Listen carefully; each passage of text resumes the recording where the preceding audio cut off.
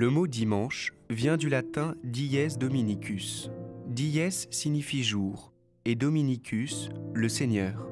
Le dimanche, c'est le jour du Seigneur. Dans le Nouveau Testament, le dimanche est le jour où les baptisés se rassemblent pour célébrer la résurrection du Seigneur. Ils écoutent la parole de Dieu et ils partagent le pain et le vin, le corps et le sang du Christ. Ce rassemblement hebdomadaire existe donc depuis les premiers temps de l'Église. C'est aujourd'hui la messe du dimanche. Dans l'Antiquité, les païens réservaient dans leur semaine un jour dédié au soleil. Tout naturellement, les premiers chrétiens se sont organisés pour se rassembler dès le matin de ce jour-là.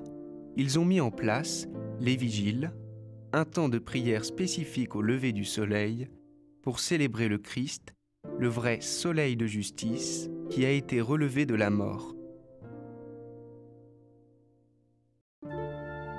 Dans certaines langues, le dimanche est encore le jour du soleil. Sonntag en allemand ou Sunday en anglais. Le dimanche est aussi le premier jour de la semaine, le jour qui colore toute la semaine pour le croyant. Après avoir célébré le Seigneur avec ses frères, il continue à méditer les textes de la messe du dimanche pour les mettre concrètement en pratique dans sa vie. Le dimanche est aussi appelé le 8e jour.